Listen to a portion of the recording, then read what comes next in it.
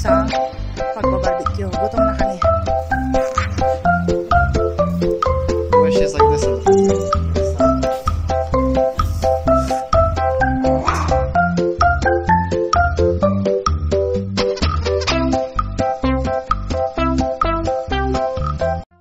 Agoy-agoy, may pa-breakfast in bed ang ating bossing dahil napagbigyan siya kagabi kahit sumasakit ang kanyang tuhod. Ito po'y hindi burger. Bale, isa siyang Lebanese sweet. Masarap po siya. Kain po tayo. Few inches later. Mag-barbecue po tayo ng potato.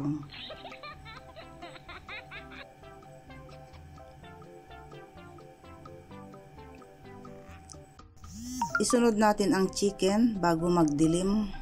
Kumakagat na yung dilim. Napansin nyo ba guys? Tignan nyo ang kalangitan. Super duper ganda guys. Kasing ganda nating lahat.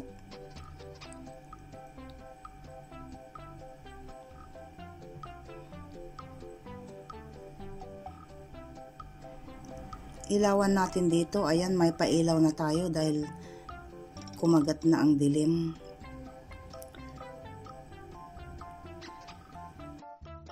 May leftover pa tayo dito. So, sabi ni Bunso, ito na lang daw ang kakainin niya. Nilagyan ko ng isang pinggan si Bunso. Pero sabi naman nitong panganay, gusto ko rin. So, habang nag-finishing ang ating tatay sa taas, kami lang sigurong tatlo ang kakain. Ako, si Jessie at ang ating tatay ang kakain ng barbecue.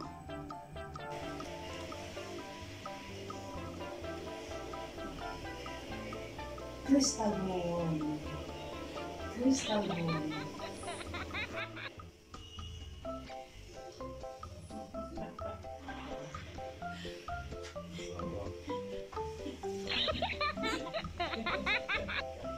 You wish it.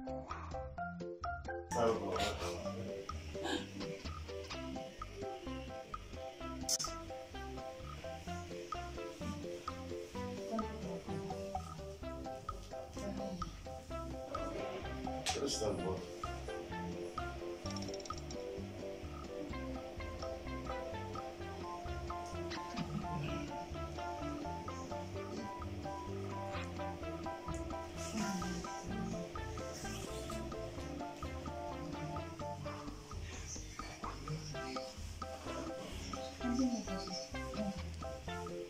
Yeah.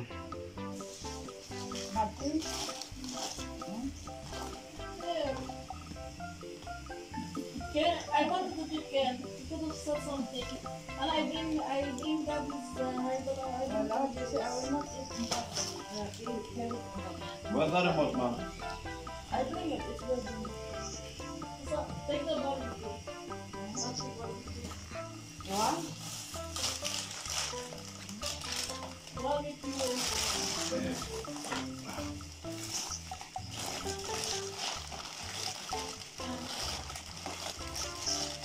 Look what you put my messages. I drink the body one. No. I'm searching from the morning. Where is it? I'm in bed. Yes, I brought it. No. It's in bed. Just stay like that. They look so one socks one it up. She prepared her line. Destroy my Santa Claus. Be careful, his tail. Miss, move him.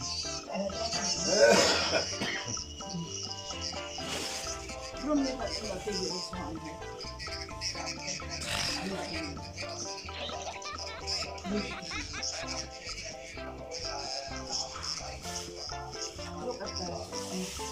Come here, the walnuts, please. I need to. Hold this for 10 minutes. There is no right Boom, time to me, to I'm start to carrying Gabby, I'm first to steps. Jessie. There is no reset button. So then, These Wow. supercharged serums are designed to work synergistically for your skin, wherever you are in your journey. Our advanced vegan formulations tackle your concerns at their root and strengthen your skin's foundation. Good on your skin. Good in your skin. Go a little far on my... Be your skin. Have your skin.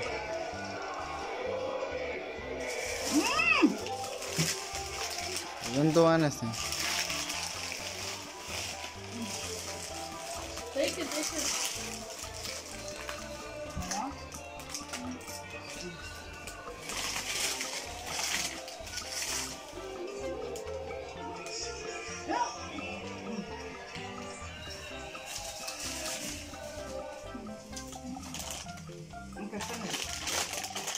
An eternity later.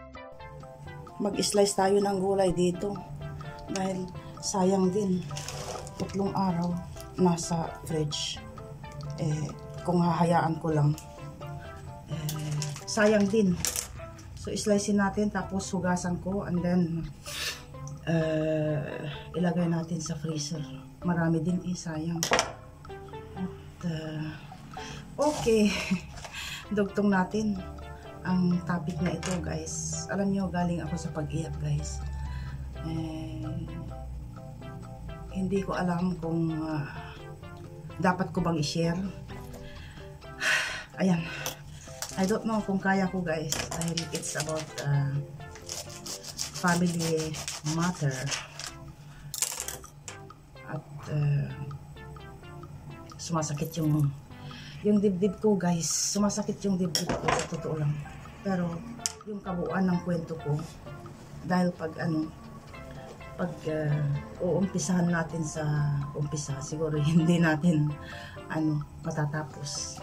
At ako'y nag-iisip din kung dapat ko bang i-share. Pero mag-share lang ako ng konti para mabawasan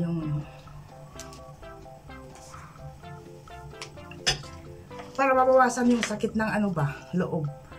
Dahil kung minsan dito sa YouTube, lalo na ang aking content ay about family. At saka may mga iba din na kahit na family vlog yung kanilang kinukontrol nila yung pag-share.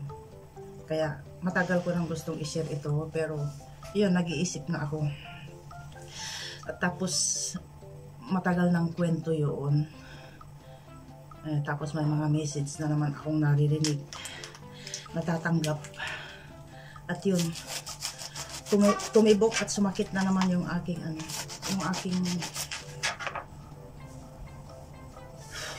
loob, guys. Oo. Alam nyo, walang perpektong pamilya. Ang alam ko noon, yung family namin perpekto, guys. Naiwan kami ng mga magulang namin. Tapos ang sakit nung pumanaw sila, pero kahit na ganoon, masaya kami dahil kahit nawala na sila, merong pumalit na nag-guide sa aming everyday life. Yun ay yung kapatid kong panganay. So kahit nawala na sila, siya ang tumayong nanay at tatay namin. Kaya sabi ko sa sarili ko, siguro kami ang isa sa pinaka-perfectong pamilya. Pero may nakaka-relate dyan siguro sa inyo, guys, na kahit anong kabutihan ng mga kapatid mo, meron at merong lalabas na hindi mabuti. Yun yung gusto kong ipahiwatig sa inyo, guys. Kaya it's about family matter ito. Pero iniisip ko huwag na lang i-share sa inyo dahil siyempre sa mga iba ang pagkaintindi nila siguro hindi maganda, or karamihan naman ganoon. Kaya ako magbibigay lang ng konting topic.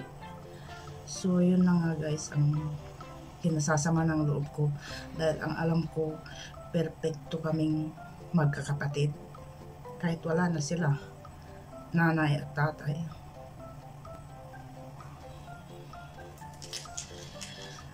Sa dami namin na nag-abroad, bali 4-5 kaming magkakapatid guys, na dito na kami lumaki sa abroad. Kung i-imagine nyo guys, kung 5 kayong magkakapatid, ano ang inyong mga napundar? Diba? Malaki po. Marami. So, mabigay namin yung karamyaan ng aming mga magulang.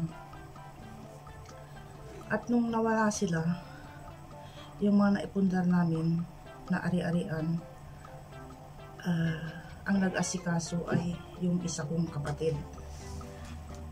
So, masaya kami dahil kahit na wala kami sa Pilipinas, may nag-aalaga ng mga ari-arian namin. Tapos, ang masakit noon guys, kung kayo ay nasa katayuan ko, siguro may iintindihan nyo ako.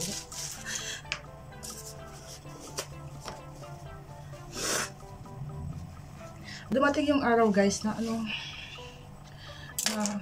bigla na lang nalaman namin na yung mga ari-arian namin ay ipinangalan ng mismong kapatid ko sa kanya.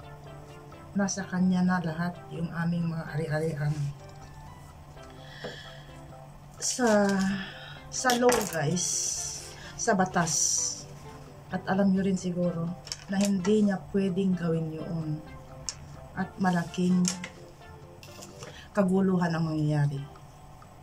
Nalaman na lang namin bigla-bigla na yung mga ari-arian namin ay nakatransfer na sa kanyang pangalan. Yung pagtitiwala na ibinigay namin sa kanya, sinira niya. Siya lang kasi ang umuwi sa Pilipinas. At siya ang nag-aasikaso ng lahat-lahat. So, tiwala kami sa kanya. Pero hindi namin sukat akalain na gagawin niya yun sa amin. Bali narinig na namin before 2-3 years yun. Pinilit kong intindihin, pinilit kong kalimutan. Tapos yun nga, kaya ako nag-iiyak-iyak na naman dito dahil meron na namang message yung mga pinsan ko about doon. Sabi naman nila wala siyang laban dahil puro falsification yung mga ginawa niya, na kunwaring nagpirma daw kami para ibigay namin sa kanya. Pero no way. Dahil ako guys, 33 years na hindi umapak ng Pilipinas. 33 years, mag-34 na, 35 na yata. Yung isa kong kapatid din, 20 years. Yung isa kong kapatid din, mga na nasa Canada. Yung isa, 25 years at saka 20 years yung isa. Paano namin napirmahan yung mga papel na yun? So, yun guys, salamat po sa pakikinig sa akin. At we'll see kung makakapag-share pa ako ng topic tungkol doon sa susunod nating mga vlog.